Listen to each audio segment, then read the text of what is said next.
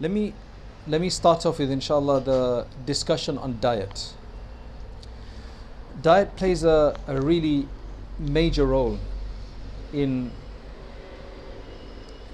our everyday life. We are what we eat, as the old adage goes. We are what we eat.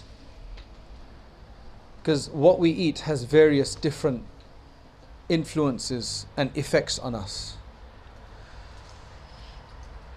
For example, I was in Scotland last night, or this morning you can say. I just got back in. And the Iron Brew, which is the Scottish national drink, they were actually complaining because they've reduced the sugar in there and it doesn't taste like it's supposed to taste. But there's, as you've seen Iron Brew, it's a very orangish, yellowish orange, kind of deep orange kind of color. To get that color, they use this particular sunset orange or whatever, which is supposed to create hyperactivity in children or people with attention deficit. It's supposed to aggravate that situation. So there's actually a warning on there that this may create, and it actually says it on there, but they still put it in there. So that's agreed kind of upon, that foods affect us in different ways. According to the Hellenistic medicine, according to the early philosophers like Aristotle and Plato, they talked about humors in food. What that means is that they split food up into those which are warming foods and those which are cooling foods. So for example, the watermelon is supposed to be a cooling food. That's why if your mother or grandmother ever told you, if you got a cold or whatever, that don't do this, you'll get a cold. And the doctors never say that here. Right? That's because they're going by those ideas. And in fact, there's some truth to that, because even in the hadith, we're told to combine between dates and cucumber, for example. Dates and, what do you mix with dates to cool it down? Coconut is another one you can use. Coconut is supposed to be cooling. Dates are supposed to be warming. There's different fruits are like that as well. Some are supposed to be warming, some are supposed to be cooling. One is, they're not cold, they're not like they've come out of the fridge, but they're supposed to be cooling, like watermelon. Now, of course, if it's cold as well, then that's going to be even more cooling, physically cooling as well.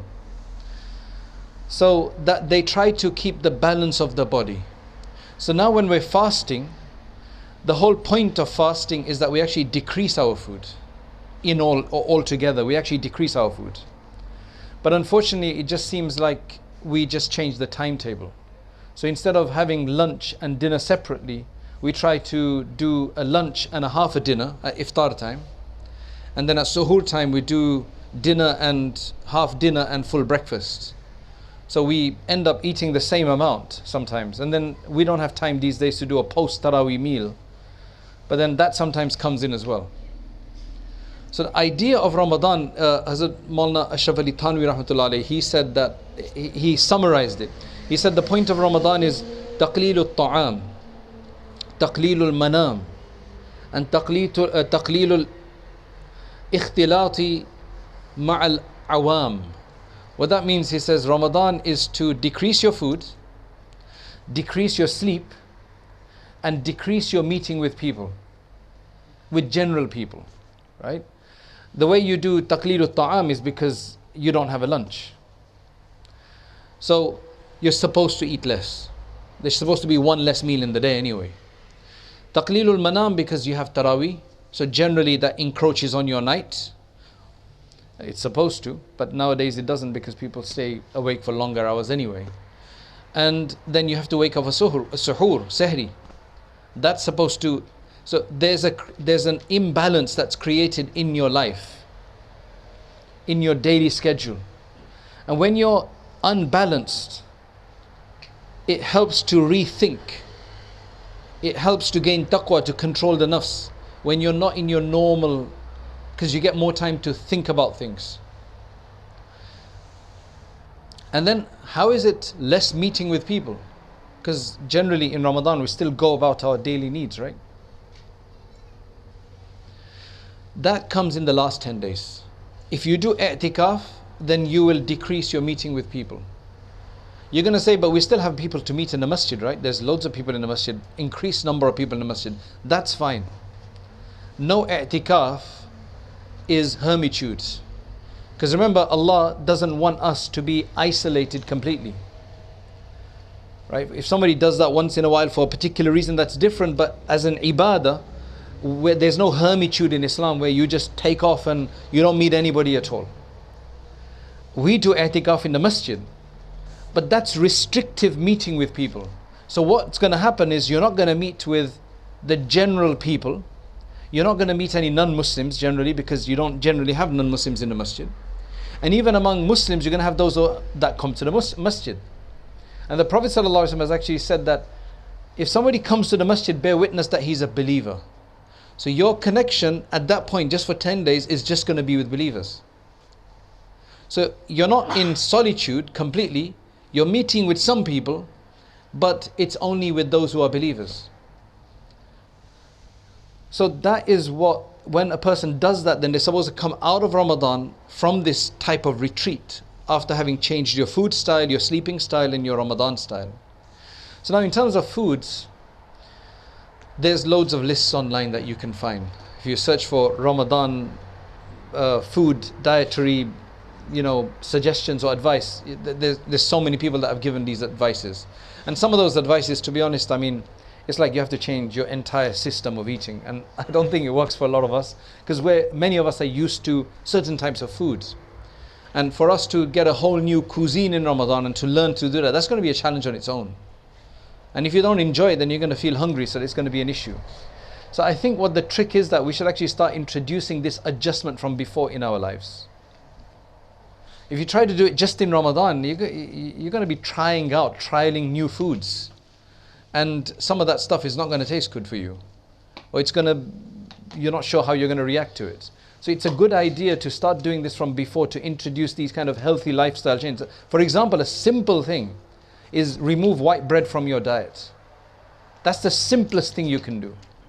What you have to remember is that even the scholars of the past, of the early generations after the Prophet ﷺ, were discussing that one of the first innovations in Islam, not like a proper bid'ah, but one of the innovations of the style of the Prophet ﷺ in his time, right, is that then they used to just eat the flour with just by giving it a little blow. So any of the really roughage on top that wasn't supposed to be there, that would disappear. They wouldn't sift it, which meant they kept most of the husk or whatever it was, and they used to just eat that. Said that the first innovation in Islam was to actually start sifting the flour, so that you get more refined flour. It's not haram to do that, by the way. It's just that you're being more refined in the way you do it, and that shouldn't be your focus. Although we're all very refined in our eating, today. But today, white bread is not just sifted, it's actually bleached. Have you ever seen wheat that is white? Have you ever seen wheat grains? We've probably never seen them. All we see is white bread. We just see the final. Even when people make roti, they get like the proper white atta, as they call it, the bleached stuff. Have you heard that they say don't have white sugar, have brown sugar? If you are going to have sugar, then at least have brown sugar, because the white one is bleached again, right? To make it look nice. White things seem to be more appealing. That's just in the psyche of people. See, that's something you have to. Of course, then you can get really particular and get the one with the proper fiber and everything in it. Then they talk about porridge. Most of these online, what I've noticed, they talk about eating porridge in Ramadan, because that's supposed to be complex carb and it's supposed to last a long time. My experience with porridge has been quite negative, to be honest. I don't know, do you guys have porridge in the morning? You actually feel hungrier quicker, right? Has anybody experienced that? But pure porridge, you know why? Generally the porridge we get, the ready ones, the ones that you make in 2 minutes in the microwave, they've been again processed and broken down to such a degree that they go through the system very quickly. So that is not very helpful. You're going to feel hungry, man, when you wake up. You have to get the proper whole grain, non-processed porridge that will help you. that it takes. That's why, I don't know if you guys are used to this, that broth we make, that khichda, they call it, that's actually mixed grain. That's supposed to be good. But the main thing is cut down on too much sugar at suhoor time. Instead, at iftar time, this is what we do. We have a lot of fruit because Ramadan is a time that, mashallah, it's in July, there's a lot of fruit going around. So have lots of fruit. Cut out the samosa, do it every few days maybe. Right? All the pakore, samosa, all that kind of stuff. Just cut that out as much as possible. Because that oily stuff is not useful, it's not helpful. But if you have it once in a while, it's different. Do a lot of fruits. Spend money on your fruits, whatever you like, whether that be expensive blueberries, strawberries, whatever it is. Eat well, pay more if you have to, but eat less of good things. Rice is a no-no, unless you get wild rice or something in suhoor time. Because that's a carb that's just going to give you a spike and then you're going to drop again. So anyway, I'm not here an expert or anything. This is just some suggestions that we speak about here as just something for you to take home to think about. Also, what I would suggest for our sisters, who I'm assuming will do most of the cooking, right? That one of the more difficult things is to decide what to cook each day. For sisters, sometimes that is more difficult than the actual cooking itself. Because sometimes, like, what should I cook? Especially if you want to cook something well, so you are wondering, what should I cook? What my wife does is that she makes a 30-day menu from before Ramadan, right? Whatever it's going to be, maybe taking into consideration weekends and weekdays because, school and no school and so on. And then just follow the timetable. And sometimes if you have to adjust, then that's fine. You just swap it over with something if you have to do that. But it helps a lot. These are just practical tips that will just take some of the management of these mundane things out of Ramadan. Another thing which the men may complain about, but may be beneficial for the sisters, is that some of our scholars and great people of the past, like Sheikh Zakaria rahmatullah, what they used to do in his time is he used to only have the women of the house make one curry or something, one or two curry, whatever it may be. The rotis, the bread, he would have them purchased. And also, any fried food they needed, he would have it purchased. So that the women don't have to cook as much during Ramadan. Right? Sorry man if I'm spoiling your women folk here, but they need to pray as well. Dawats in Ramadan are really sad because the women have to then cook all day for that dawats. Now you're saying that buy rotis from outside, right? What about the roti makers? What are they going to do? Their business is going to boom in Ramadan, right? Everybody's business booms in Ramadan. Have you noticed? Most Muslim businesses, they boom in Ramadan, right? The clothing shops and everything.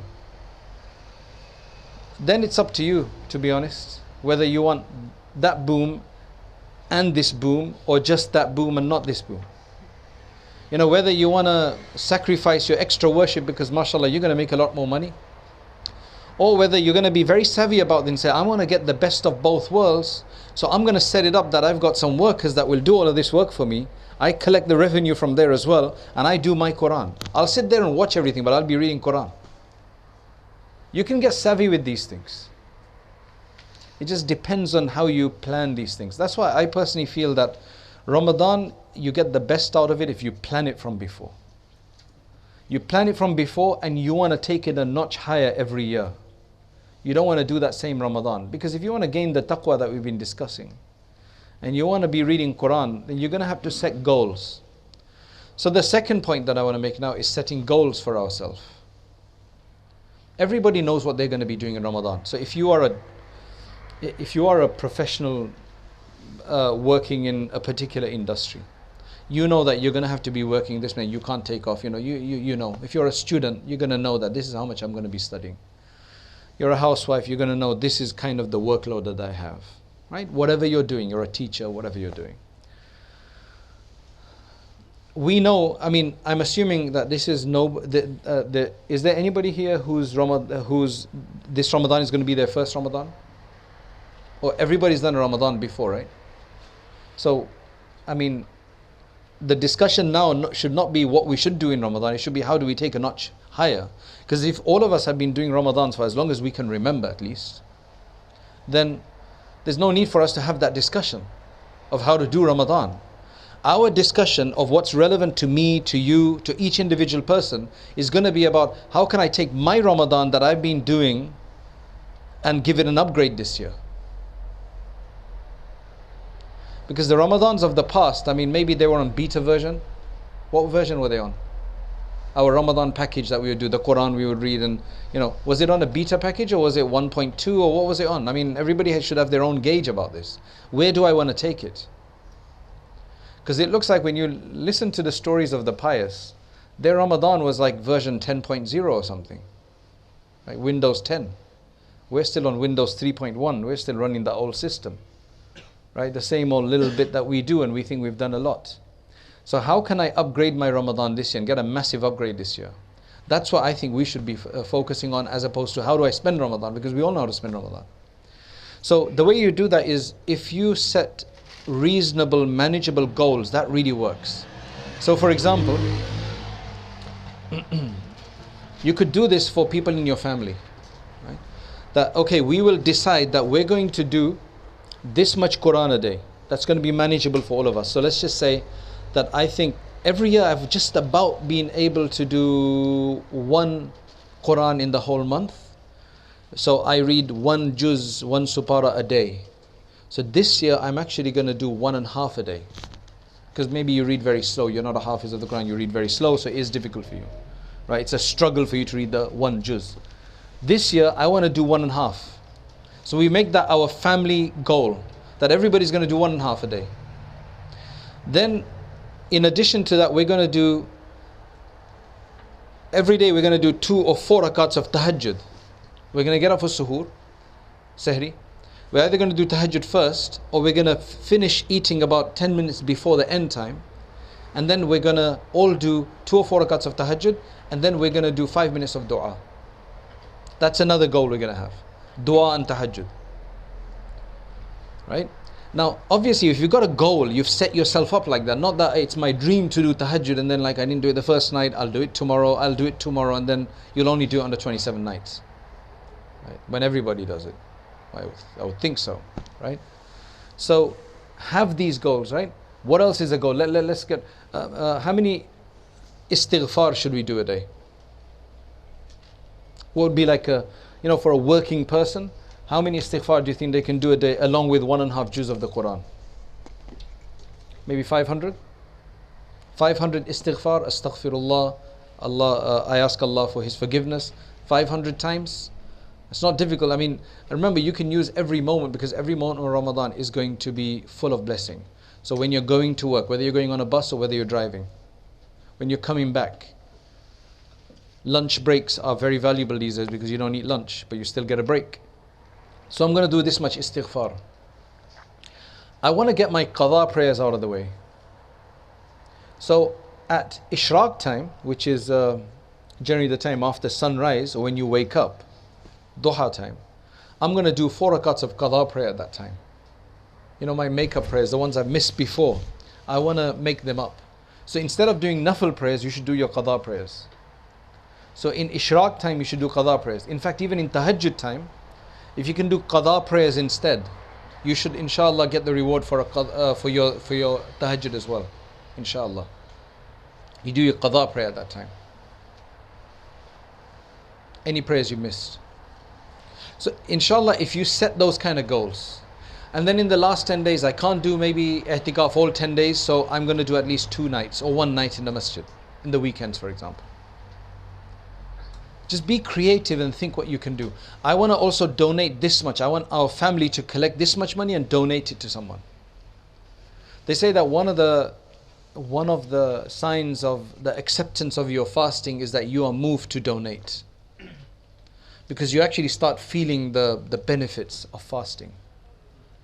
Of staying hungry and then thinking about others as well, and to donate for them because it's a rewarding act. So come up with, I'm sure, these are just a few ideas I'm throwing out there. I'm sure that your minds, will come up with many, many ideas if you sit as a family and do this. Make it a family effort. The children will get involved as well, right? The children can keep fast at least in the weekends, right? To at least start off Saturday and Sunday, if they can.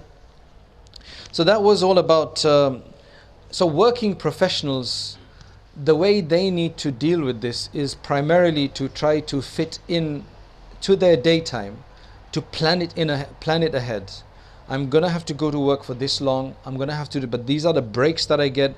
In this break, I'm gonna do istighfar. In this longer lunch break, I'm gonna get this much Quran read.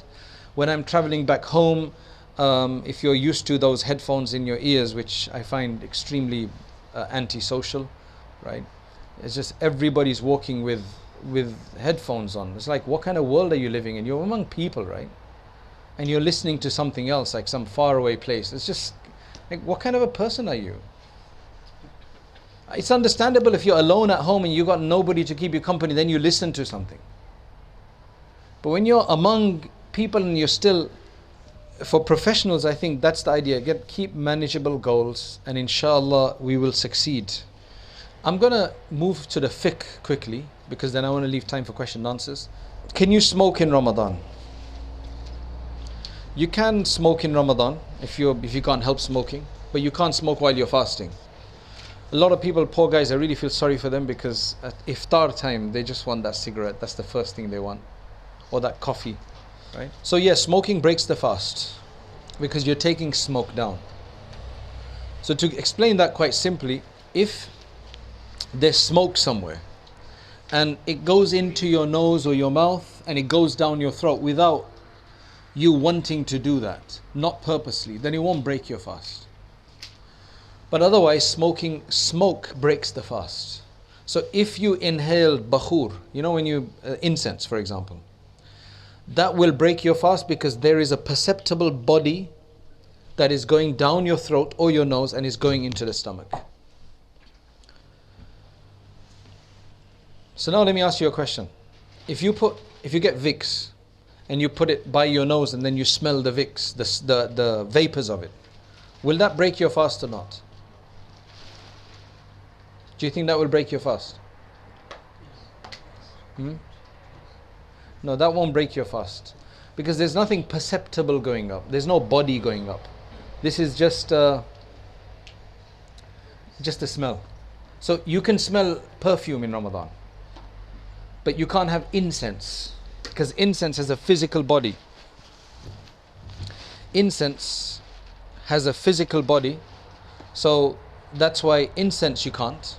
So anything with a body. So for example, if you take Vicks and you put it into steam and then you start taking that in, that will break your fast, because there you got the steam is carrying the Vicks particles and it's taking them inside. That will break your fast. But just smelling Vicks without any particles coming out, that's fine. So same thing, bakhur, right? When you put bakhur on, try not to be there when the smoke is going around, because if you take that smoke in on purpose, it will break your fast. But if you're not doing that on purpose and you just went past by a bakhur shop, like on Green Street, if you went past by the Haramain shop, do they have bakhur outside on? I think some places do. And you just happen to smell it, that's fine. Or if the bakhur has been done, the smoke's gone and then the smell remains, that's fine. So perceptible body is the problem. That takes us on to the asthma pump, right? Now the asthma pump, according to the research that has been done by many people, some people basically, they say that asthma pump shouldn't break the fast because it goes to your lungs and not to your stomach. And it's things that go to your stomach that break the fast, not those that go to the lung. Now while that's true that if it goes to your lung, it won't break the fast, but if it goes to your stomach, it will break the fast. This claim that asthma pump only reaches your lungs, that's not accurate. Right? While a lot of it does go to your lung, because that's where it benefits you, because it expands your lungs for you, part of the medicine is a percentage that actually goes down to your stomach. Now, who's tried an asthma pump here? Right? When you take the asthma pump, don't you feel it at the back of your throat? So what's happening there is the aerosol in there, the spray, the aerosol, is carrying the salbutamol, the active ingredient. It's just used as a carrier to force it down your throat. So once it starts going down into your mouth, the medicine part of it, which you can feel, it's getting stuck at the back of your throat, and that's going into your stomach. So asthma pump will break your fast. Having said that though, if you are suffering and you're wheezing, you've got short of breath, then you need to take an asthma pump, because that can become quite critical, right? It can really become life-threatening in some cases as well. So you know yourself. I mean, asthma isn't something that you just get in Ramadan. If you got asthma, you got asthma. If you don't, you don't. But basically, if you have asthma, then and you need to take the medicine because you know that you're not going to be able to survive this, then take it. Your fasting will break. You just have to do a qada afterwards. You don't have to do kafara. So qada means you just have to make one up for any fast you break. And kafara means that you have to do 60 consecutive fasts as a penalty for breaking a fast on purpose. That only happens if you eat or drink something that is food or medicine, right, purposely in Ramadan. Then you break that fast. So if somebody is at school, whatever, and he just felt like having some chips, and he did, right, having some coffee or having a Red Bull or something, just like, I can't do this, I had a Red Bull, they will break their fast and they will have to do a qada, a kafara as well, 60 consecutive days of fasting. Or if people take, if sexual intercourse, proper sexual intercourse takes place, that will also, penetration takes place, basically that will also break the fast and make kafara necessary. Of course, if you eat forgetting your fasting, so there was food there, you went somewhere and there was food there and you just don't know, or you got a coffee machine somewhere and at work, and just like every day you go and get a coffee and you did that, and then you realized afterwards if you've got that you're fasting after you've drank the coffee, then that won't break the fast. So remember, that's not by accident, is it? That's by forgetfulness. By accident means that I'm washing my mouth, and I'm supposed to be careful when I wash my mouth. I should actually try to face down so that no water accidentally goes down the throat. But then some water did go down my throat. That's accident. That's not forgetfulness. I knew I was fasting, but water slipped down my throat. That will break the fast. Kafara won't be necessary, but it will break my fast. I'll have to at least make one up. But if I eat out of forgetfulness, that I don't remember I'm fasting. So I'm going to ask you a question. If you see somebody eating in Ramadan, you know they're supposed to be fasting, and you know they do fast. This is not some guy who's not fasting, meaning who doesn't want to fast. He's fasting, but you see him eating. Should you tell him or not? They say that it depends. If he's an older person who you think better for him to eat, like an older person who's quite weak or something, then let them eat. But if it's anybody else, you should remind them. Nicely, obviously, you should remind them. Because you might think that we live in an individual world where it's up to them. I do my stuff, they do their stuff. But in Islam, there's an aspect of mutual help and assistance. Amr bil ma'roof and nahi anil munkar. This comes under there. We're trying to help each other do the best. So this is actually a virtuous thing to remind somebody. Cooking. When women are cooking, try to keep the fan on, because it goes back to that case we talked about earlier where perceptible something. So if you're cooking and you then take a purposeful nice smell of that whatever you're cooking, that could break your fast, because that's the steam that you're taking in. You know when you open the pot and then all the steam comes out, that could break your fast. But if it happened accidentally and you're not intending to do that, then it doesn't matter. Otherwise we'd have no food. Right? Well, you could just cook in the oven instead, innit? You don't have to cook anything on the stove with any steam. But that's not the case. Just avoid it. Patches don't break the fast. If you're using a patch for nicotine or for a contraceptive patch or something, that won't break the fast. Though there is some benefit taking place that your body is receiving, but because nothing's going down the throat into your stomach, so that won't break the fast. Breaking fast due to illness.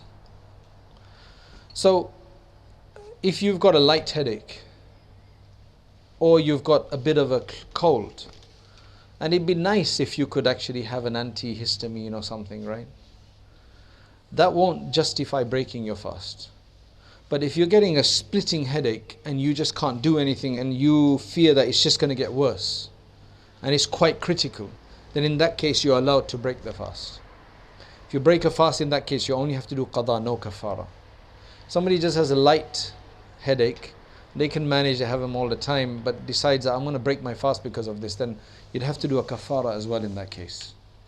So illnesses that allow you to break the fast and only make a qada necessary are those which that are so severe that they generally are going to spoil your entire daily routine. Like such a splitting headache that you can't concentrate at all. Right? That allows you to do that, to break the fast. Traveling cases. If you, in the time you start the fasting, if you are a traveler then already, like if you traveled before the fasting day began, then you don't have to keep a fast on that day. So if my flight is at, to be honest, I don't think that's even possible nowadays, because no flight leave. Flights don't come and go after 12 o'clock in England and before 5 o'clock in the morning, right? Because people complain, so there's no flights out. But in other countries it happens all the time, right? So here there's no way you could do this unless you flew at 11:55. So you are flying 11:55 at night, your fasting was going to begin at 1 o'clock or 2 o'clock or 3 o'clock or whenever it is. Then in that case you'd be fasting, you would be fasting already before your journey. No, your journey has begun before you started fasting. So in that case you don't have to fast. But when you are traveling, it's better to fast if you can fast, and it's not going to spoil your fasting. You don't only travel by flight. If you drive up, you're traveling here to Leicester, technically you don't have to fast because you are traveling. But you're going to miss out a huge amount of reward. So when you're traveling, some people think if you're traveling you can't fast and it's better not to fast, they think. But that's wrong. It's actually better to fast, unless you won't be able to handle it. Now the thing is that if you did travel, if you're going to travel after you start the fast, then you must keep a fast that day. But if you were to then break the fast for whatever reason, you'd have to do a qada but not a kafara. That's the only difference in that case. Can you pay your way out of fasting? If you're a rich guy, even if you're not a rich guy, I mean it costs about maybe £3-4 per fast to pay it off. So 30 days times 4, how much is that? £120. £120 you don't have to fast. That's a good deal, isn't it? Right. But that only works for people who are unable to fast. There's actually this idea out there that if I can't fast in Ramadan but I can fast later on in the year, they think they can just pay it off. And you're not allowed to do that. The only time you can pay off fasting is if you can never fast again. If you're never going to be able to fast again, only that person can then pay off. If you paid off thinking you won't be able to fast, then you became better, mashallah, you'd actually have to fast them off. So you can fast them in the smaller days of the year if you want to. Now that tells us about pregnant women and breastfeeding women. Pregnant women, breastfeeding women have an excuse. But they should fast. If they find that they can't fast because they've got a condition, it's a complicated pregnancy. For example, they've got pregnancy-induced diabetes, where there's sugars all over the place, and they could suffer a hypo, right? Or for example, they've got some other morning sickness where they're just going to be out. Right, so in that case, they're allowed not to fast if they've got a severe condition. A normal case, or unless they've been told that your baby's got some abnormal issue and you need to eat this, that and the other. And that doctor that's told you that understands the significance of fasting. Because most doctors, they're going to try to cover their back. They're going to try to give you the most cautious opinion from the other way, the other perspective. That's what doctors do. They're going to save their back, right? Because they have to make sure that you don't then do a case against them. So they're going to tell you to do whatever's most conducive for that side. That's why they generally say that you have to ask a God-fearing Muslim doctor, because they understand that fasting is important. Then they will balance this out and say, okay, no, this is serious enough, right, that this warrants you not to keep a fast today. So where in doubt, always ask to get the fatwa. Otherwise you must fast. Again, when it comes to the whole breastfeeding issue, there are certain types of foods that again help to create milk, even on a normal day, that are suggested to breastfeeding women.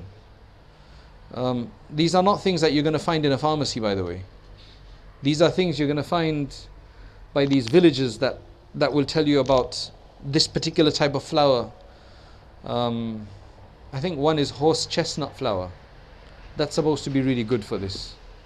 Right? I'm not an expert on these things, but I'm sure if you check online, there's going to be suggestions for that. Right, brushing the teeth, miswak. Miswak is completely fine as long as it's not the flavored miswak. Because the flavored miswaks are not, they don't come off the tree like that. You know, there's no lemon tree miswak, as far as I know, or mint tree miswak. Those are things that you get the miswak and you dip it into a lemon mixture or something, and then it's a flavored miswak. So it just makes it sound flavored. That is going to be the same as toothpaste. Which means that if you use your toothpaste or whatever,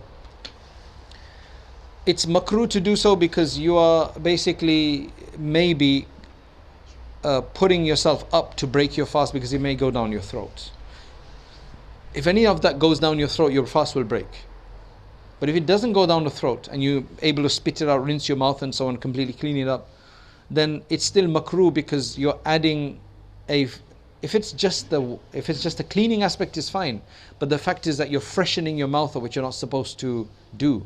That's not part of the whole aspect of fasting by introducing a foreign substance like mint or something like that. Which means if you took a dry broth and brushed your teeth all day, it's fine. Or a miswak, a natural miswak. When you're doing the miswak, one of the fibers, if they get left in your mouth, I mean, you're supposed to try to rinse your mouth out as much as possible, right? And get rid of it. If you swallow it while you're doing the whole process, that will break your fast. Because that's just like, it has to go down with some water, generally speaking, right? Even if it goes down with your saliva, it'll break it, right? While you're fasting. But if something had gotten stuck in your mouth, like some food as well, in a cavity, and it's a very small amount, and then later on that went down your throat, it became dislodged, and it just went down your throat, then that won't break the fast. Because that's kind of unavoidable sometimes. Do eye drops break the fast? Eye drops don't break the fast. Right? Eye drops do not break the fast. What about ear drops? Generally only if you've got perforated ear drums where it's a condition, then it will go down. But if you've got normal ears and you have to put ear drops for some other reason, they won't go down the throat. Though the original fuqaha said it does, but the recent research shows that there's no passage from the ears down to the throat and stomach unless you got perforated eardrums. So that's why it won't break your fast. But if you're in doubt, then avoid it. If you think you got perforated ear canals or not. Okay, contact lenses. Will that break your fast? Why should it? I mean, it's not. Nothing's going down the throat. Dentist appointments. Right? These are the difficult ones. So what I generally suggest to people is try to keep your dentist, if you have to have one, try to keep it early morning as possible. And don't intend to fast that day. Don't make an intention for fasting yet. Don't eat anything though. Right? Don't eat anything, but don't intend to fast. And then go and have your dentist appointment. And if nothing goes down the throat, then make an intention to fast.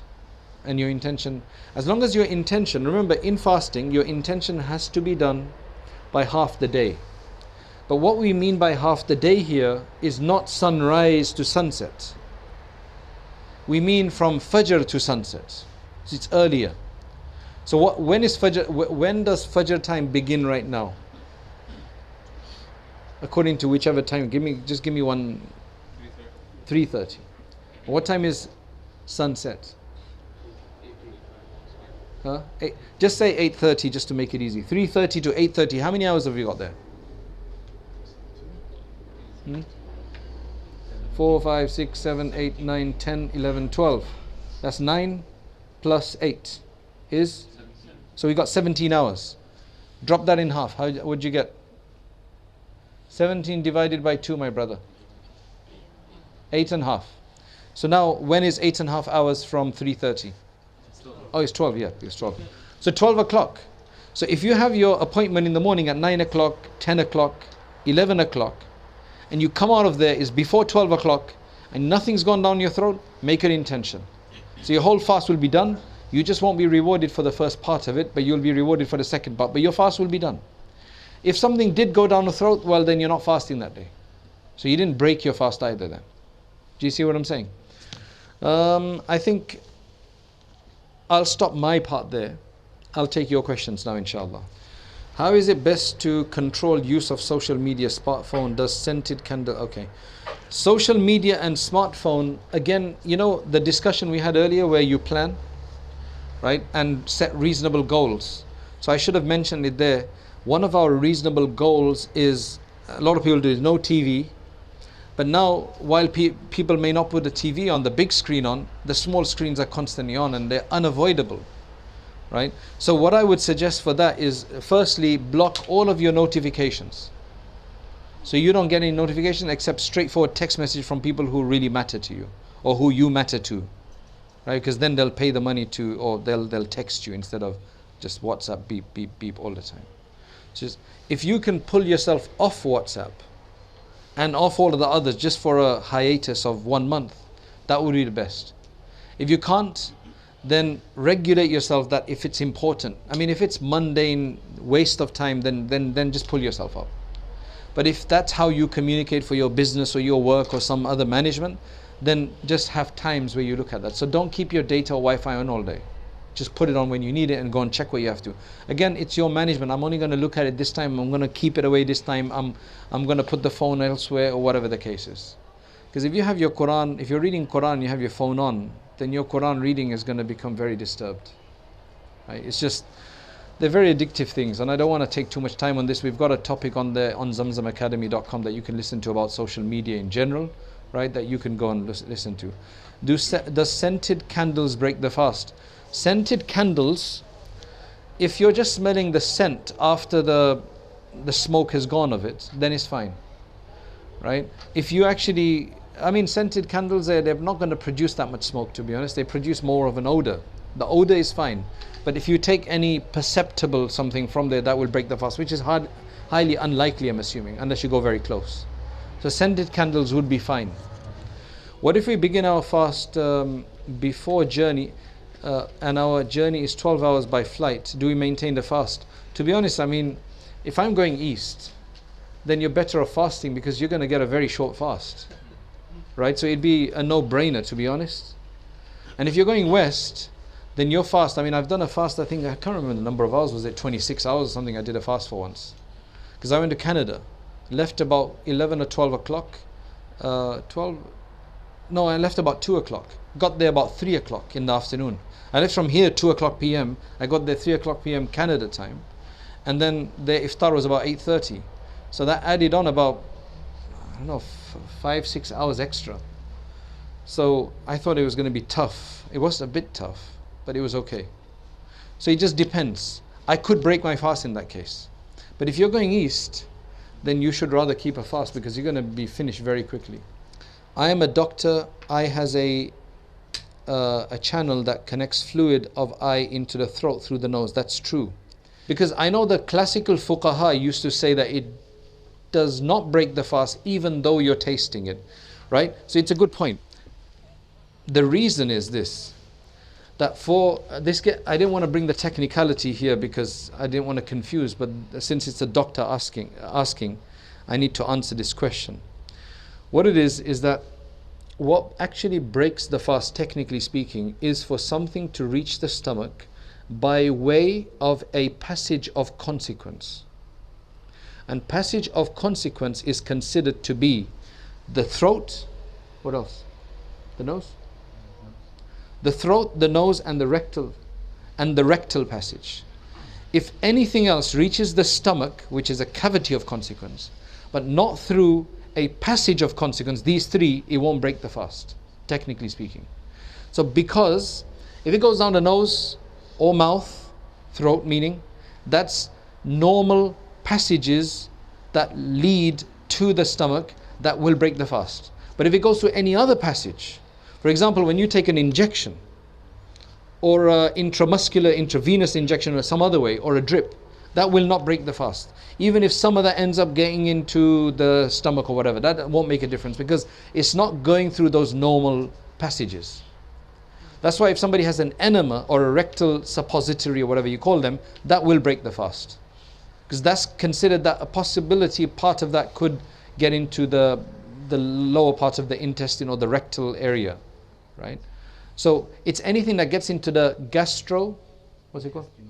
The gastrointestinal tract, right? And I'm only bringing these words up because to explain to those who are aware of these terms.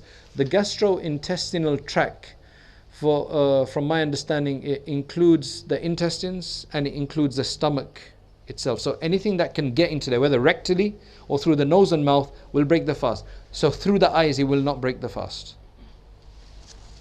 So thanks for that question. Shall I feel bad for not praying all 20 rakats of Taraweeh if it isn't fard? 8 rakat mosque, or I'm just tired. You should feel bad because you're cheating. But in once a while, if you're really tired that day and you miss your Taraweeh, then that could be excusable. But if you make it a habit every day, just go and find a shorter place for Taraweeh that don't do the whole Quran, for example, if you really can't do it because your work schedule or whatever is tough. Because we do have very short nights, to be honest, right? And it is difficult for some people. But we have so many Taraweeh options around us now, some shorter, some longer. So try some that read well, but read less maybe, and do that. And if one day, of the week you just can't do it because you just can't do it, you can't even sit and do it, then if you miss it, then you will not be, you can be excused for that because it's not a fard prayer, right, in that sense. If you have asthma, can you still fast? It depends on your asthma. If it's something that you're going to end up breaking it, you have to take it every 2 hours, you've got very severe asthma problems, then you may have to fast in lower, smaller times of the year where it may be more manageable because you've got a severe condition. While fasting, how can you spend your time wisely? I can't tell you that because the way my schedule is different to yours, right? But I kind of gave you the idea. Unless you want some personal advice, which means that you come to a scholar and say, look, this is my daily schedule, can you help me make a routine for myself? But otherwise, as I mentioned earlier, that you just try to brainstorm the best possible thing. Your goal should be that, how can I do more than last year? That should be your goal, by the way. How can I do more than last year? And then try to fit in all of these things that I mentioned, the istighfar, the qada prayers, the ishraq prayers, the istighfar, the Quran, the sadaqah. Just try to fit it in different times. While fasting, can you take an injection? Yes, you can. Whether it's through the muscles or through the veins. Can you swim while fasting? I know you have waterproof caps, right, that don't let water go into your hair. But I don't know how you would avoid getting it into your mouth, unless you're a very good swimmer and, Can anybody swim without any water going down? Anybody done it? I know it's so tough, isn't it? Because accidentally something's going to go down. Unless you're I'm not a professional, so I can't tell you. Because when I swim, I'm probably going to take some water in whether I like it or not. Well, if you're just doing a back float, then maybe not, right? Dead man's back float or something, then it's probably okay, right? You can dip yourself into water, you can have a shower, that's fine, but I would avoid swimming because placing yourself to break the fast is also makruh anyway to say. And if anything does go down the throat or nose, because how are you going to clip, okay, I've seen clips of the nose, but how are you going to clip your mouth as well? You need to breathe, right? Will your fast break if you accidentally drink or eat? Again, accidentally, yes. How can you accidentally eat in Ramadan? You can eat by forgetfulness. That won't break the fast if you forget you're fasting.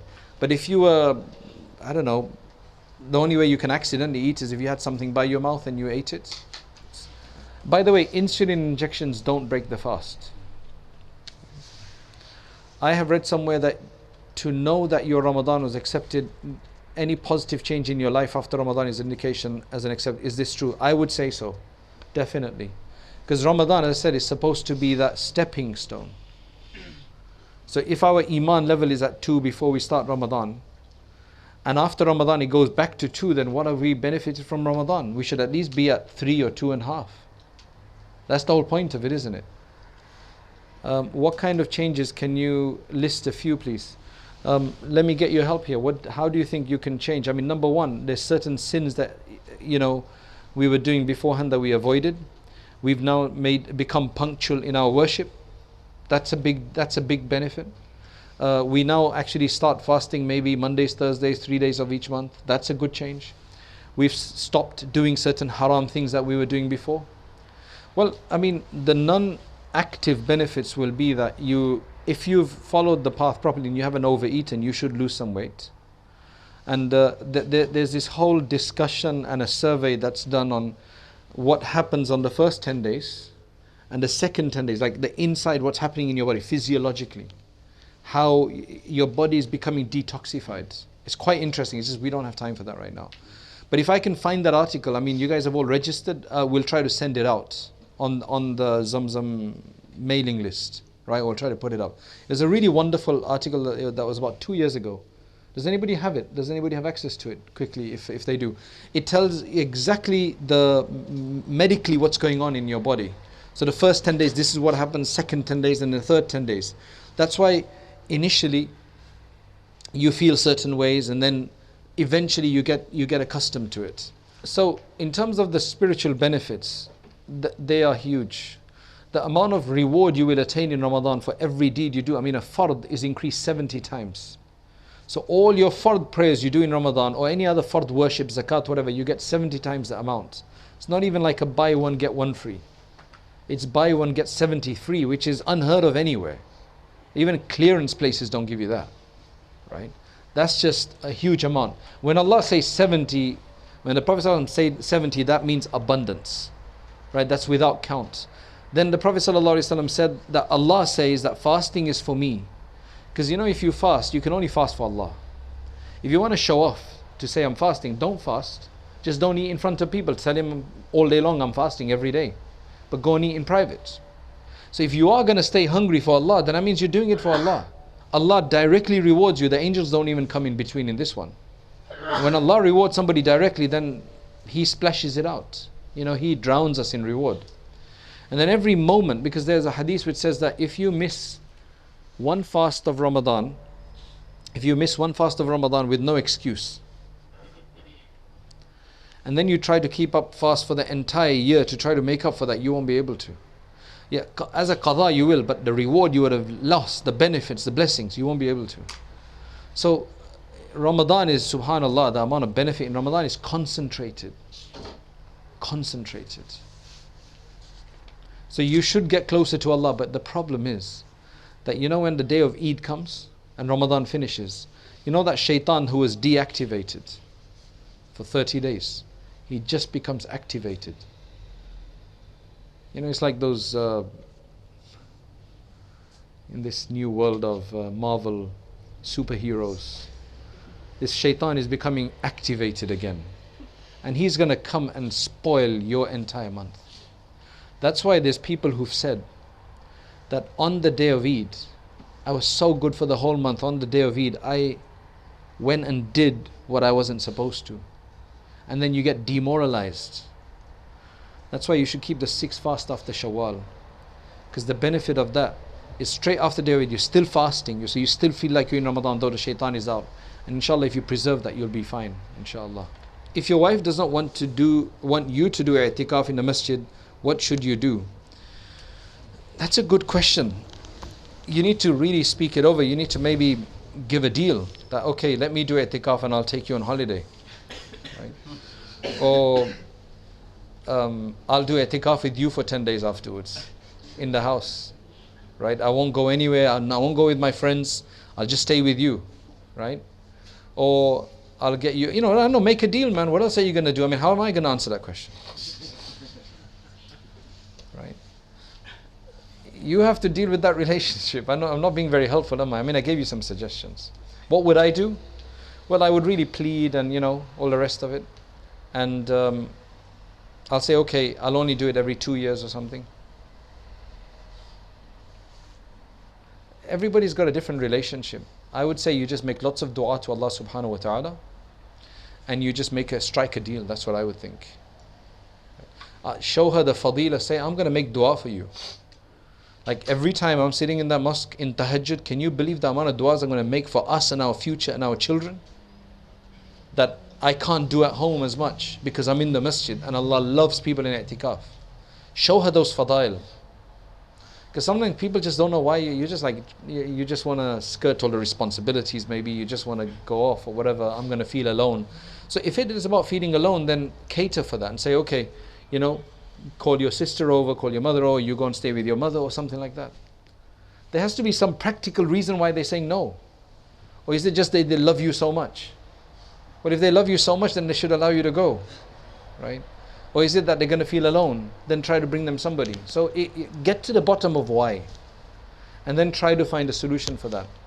And once you found out why, then let me know, then I can try to help them, inshallah, more. But I think I've given sufficient ideas. What is important? Read the Quran in a parrot fashion or read the Quran with understanding? I think what is important is to read the Quran with understanding and to read the Quran correctly. I don't know how to read Quran in a parrot fashion, so I can't answer that question. How do you read Quran in a parrot fashion? What does that even mean? Okay, good question. So, many of us don't understand Arabic. This is what I suggest. You see, Ramadan has a special relationship with the Quran. And there's a expanded reward for every letter you read. So there is a benefit of reading a lot of Quran. But then there's a more important benefit of understanding the Quran. So my general suggestion to people is 50% of your Quran reading time you read, 25% you reflect, get a translation commentary, and 25% you memorize. You memorize. So every Ramadan you must memorize something extra. The benefit of memorizing is that you will then end up knowing something else except Qul Huwallahu Ahad and Qul A'udhu Birabbin Nas by heart. So you can do tahajjud with it. Feel closer to Allah. Then if you can even know the meaning of that, it's even better. And when you're traveling and you don't have a Quran with you, you can read. And then the best thing is in the hereafter, you can actually ascend into a higher paradise because of what you've memorized. But we definitely need to turn attention to understanding. That is a massive deprivation that most of us don't have, unfortunately, that experience. Can you make qadha intention during Taraweeh in the masjid? You can't do a qadha prayer behind the imam who's doing sunnah. Taraweeh is a sunnah. You can't do qadha behind a sunnah in the Hanafi school. Right? So that wouldn't be valid. And do you get reward for both? Well, you can't do that, right? So you can only do qadha prayer behind a person who's doing the same prayer, same qadha prayer in fact. So that won't work here. I have a bad time management. How do I get practical timetable in Ramadan, outside Ramadan? Again, this would depend on your lifestyle and what you're doing. I would suggest that you take whatever your essentials of your day are, go to a scholar and sit down and say, look, this is what I've got. What can I slip in? Try to do it yourself first, right? Get a paper. Say, these are the times that are taken in my day. Put it out. Draw it out. And then see all the gaps and throw things in the gaps. Try it yourself first, and then maybe go and show it to somebody. This is what I've got, and then inshallah they'll help you. Because otherwise, there's no way I can, I can go beyond what I've explained to give you a unique, bespoke solution. I don't know how to read with tajweed. What do I do? So, this is something I missed earlier. You should use the Ramadan times. If your tajweed is not good, to look for a local teacher in Ramadan, because they'll be more available during that time as well. If you're a man, then in the masjid, try to grab an alim or a scholar or somebody with tajweed. Please, I want to read to you just every day after Dhuhr, every day after Asr, every day after Maghrib, whatever. Can you just listen to me for 5 minutes and correct me? Right? If it's a sister, look for a tajweed class. Or try to organize one. Find a teacher, get a few other sisters like yourself together and go and have one if you can't do a one-to-one with somebody. right? Because unfortunately tajweed classes aren't available, and there's no other way to correct your tajweed except by somebody listening and supervising and correcting you. It's not something you can learn from books. It's not a do it yourself unless you're able to help somebody. I mean, maybe you can do it through these tajweed class videos that you can try to copy them, but then you still need to go and show it to somebody of how they read to get it right. But really do use Ramadan for that. Do use Ramadan for that. Are we meant to be antisocial in Ramadan? Do we become hermits? I think I've answered that question, haven't we? You need to cut down on your social life, right? Doesn't mean you become hermits. Keep it to the need. Keep it to the need. Doesn't mean you completely ignore people. You do your needs. You say salam to people, but you just don't chill out as much, right, with people. Do we have to finish the whole Quran in Ramadan? You should try to, because the Prophet ﷺ used to complete whatever had been revealed of the Quran every year in Ramadan by the end.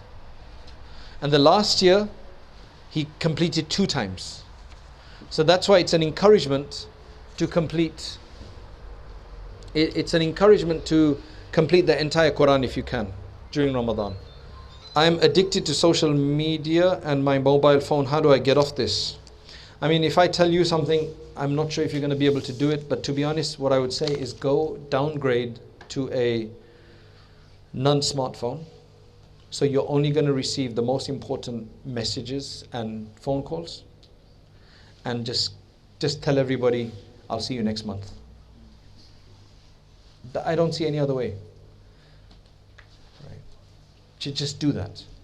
It's going to be tough. But that's medicine.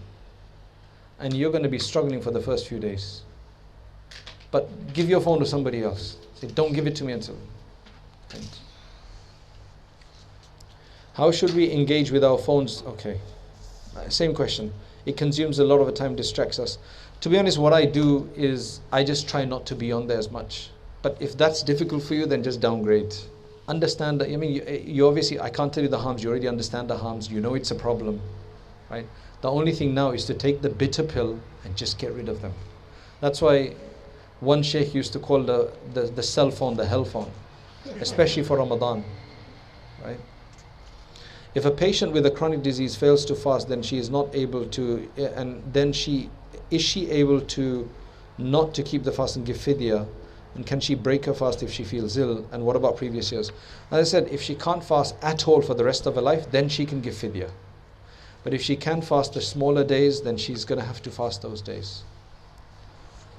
If a person has qada prayer, should they prioritize qada salah over tarawih salah? Salatul tarawih in Ramadan is very special. So they should do both. You can't, in Hanafi school, you can't miss sunnah prayers for qada prayers generally. But nafil prayers you can. Or sunnah ghair muakkada, you should do qada instead of them. If I knew I will travel tomorrow morning about 180 kilometers, what do I do? Don't fast from the beginning? Or I start fast, but if it gets hard, should I break? Yeah, so technically speaking, if you're going to fast, if you're going to travel during the fast, then you must start the fast, because you're not traveling before your fast began. And then if it just gets too tough, then if you break your fast, then you have to do a qada but no kafara. What's your Ramadan schedule? It might be a motivation. It's not going to be. My Ramadan is not going to be a motivation for you, because I have a different lifestyle, and basically I'll tell you what I do, because that's the time when I really get to read my Quran. I get up and after Taraweeh I try to read 2 juz, right? It's very difficult. I try to read 2 juz before I go to sleep again. So we hardly have time between Taraweeh and Suhoor. So I'll try to read 1 juz then, or 3/4 of a juz then. If I can do it in Tahajjud, I'll do that, right? Then do the Fajr, do the Suhoor, do Fajr, and after Fajr then I would finish the 2 juz. So I would do 2 juz. Those are because what we do at home is we do Taraweeh in 15 days. Me and my son, we do 1 juz each of Taraweeh, and we complete 30 juz in 1 day with the family. So what I'm doing is essentially I'm trying to do my 2 juz first day, just say the second day I'm going to do juz 3 and 4. I'm going to try to read both of those about 5 to 6 times each, which means 10 to 12 juz in the day, and then Taraweeh, right? So then I'll go to sleep and I'll wake up around 9 o'clock or something. I try to wake up early, 9:30 maximum, because the later you are, it just gets messed up, right? And then I will read it, I will learn it now, and I will read 2 times, then another 2 times. So how many of juz have I done so far? 6, right? And then if I've got time before Dhuhr, I'll do something else. Maybe if I have some work I've got to do, I've catch up. This year we're going to have a bit of class as well, right? 1.5 hours of class for the Mufti course. Then when I go for Dhuhr, I start reading. I want to do it 2 more times by the time I come back, meaning 2 juz again. So on the way I'm reading, I probably get about half to 3/4 juz done by then. In your nafil prayer, in your sunnah prayers after Dhuhr, I'll try to read in there. And then by the time I come back home, I should have finished 2 juz again. So how many is that now? That's 8. Then I go for Asr. Right, then in the daytime, there's other work that I have to finish off or whatever. I do other stuff. And then what I'll do is, when I go for Asr, when I go for a bayan, on the way I'll start reading. And after the bayan as well. And then I'll finish off again another 2 juz by iftar time. So how many is that? That's 10. That's minimum 10. And then in Taraweeh we do the 2 juz. So that's 12 juz. To be honest, I'd like to do more than that, but it gets tough, right? So that's what I do. That's why I said it's not going to be helpful to you, because you got work to do. I take off work in Ramadan. I do have my personal work that I need to do, but I got a very flexible routine. But for those who are like that, then please, because what they say for Huffaz is that if you in Ramadan read every juz at least 10 times to 15 times, you will never forget your Quran for the rest of the year. Although I'm not reading it 10 to 15 times, I'm reading it 5 to 6 times a day, or 7 times. That's because we're doing double the Taraweeh, double the reading in. Taraweeh 8 or 20. Taraweeh should be 20 rakats. It's as simple as that. That is the sunnah from the time of Umar radiallahu anh, when he gathered everybody on that, because the Prophet sallallahu alaihi wasallam did not do Taraweeh in public. So there's various hadith of what he did, right? But Umar radiallahu anh made an ijma on that subject. And since then, even in the Haramain, they've done 20 rakats, even though in many other mosques in Saudi, they go with 8. But 20 is the way to go all the way, right? And if you want dalail and proofs for this, then this is something I wrote about 20 years ago in a book called Fiqhul Imam, right? I've actually might even have a few copies there in the office. It will give you all the dalils and responses to those who say it must be 8 and go around in trying to enforce that. Does essential oil break your fast? External application, no. If you oil your body or your nose even, or you even coat the inner surface of your nose and it doesn't go beyond the bone at the top, it won't break your fast. Okay, that's all the questions done, and I think we're just a bit over time. Jazakallah khair. What I'd like to mention in ending is the goal, my primary goal in every Ramadan is that how can I make this Ramadan better than my previous one? That's my simple goal. And I think that should help us all to drive the schedule and our practice, and hopefully even, getting rid of our mobile phone habit, inshallah. How can I make this Ramadan better than any Ramadan before it? How can I be closer to Allah than any Ramadan before it? And such a closeness after which I'm not going to be far again. That's what's important. And inshallah, if you make the effort in Ramadan, it will carry on. That's why there's a guy who told me that there was a sin that he used to commit, and he really worked hard in Ramadan, and for about 7 months he didn't even feel like committing that anymore. Then he started wearing out. Then in a subsequent year he worked even harder in a Ramadan, and he went for Hajj and everything, and he said for 9 months he was able to be sin-free. Then when he started getting weak, he managed to pull himself through by saying, I've only got 2 months left for the next Ramadan. And he managed to pull it the whole Ramadan without committing that sin. So Ramadan is that time that you're going to get that benefit, inshallah. Inshallah. So everybody make dua for everybody else. And we ask Allah subhanahu wa ta'ala to make this Ramadan better than any Ramadan before it for us, inshallah. and to allow us to be closer to Him. So I'll just do a short dua and then we'll finish inshallah. Allahumma anta as-salam wa minka as-salam tabarak ya dhal jalali wal ikram subhanallahi al-ali al-a'la al-wahhab Allahumma jazallahu anna Muhammadan ma huwa ahluh. Oh Allah, we ask that you accept our sitting here this morning. Oh Allah, we ask that you make this a source of blessing for us, and you make this a source of inspiration and practical benefit for us, so that when we embark on the month of Ramadan from next month, that we are prepared to take in the blessings right from the first day. Oh Allah, make our hearts conducive to your love and your dhikr, your affection and your forgiveness, and turn your attention towards us. And oh Allah, grant us an experience this month of Ramadan like the way that your close servants and your messengers and your Sahaba had experienced this month. Oh Allah, accept from us. Oh Allah, accept from us. Wa akhiru da'wana and alhamdulillahi rabbil alameen. Actually, there was just one question that somehow I missed out. It's about where did Ramadan come from? So Ramadan was a special month, which right from the beginning, it's the month, as Allah says in the Quran, in which the Quran was revealed. Shahr Ramadan alladhi unzila fihi al-Quran. Then there's a debate as to whether it's because the month is so special, that's why the Quran was revealed there, or the month became special because the Quran was revealed there. Right? But either way, it's that month where Allah has designated, because He couldn't do 12 months. If you do 12 months, same thing, then you don't get the same benefits. So the psychology is that for that 1 month, you do special, and Allah just opens the doors of paradise up, closes the hellfire. That's what in Islam, that's what they tell us in the hadith of Bukhari, and He deactivates the shaitans for us. So that's where the significance comes, that we learn about it from the Quran and from the Prophet sallallahu alaihi wasallam.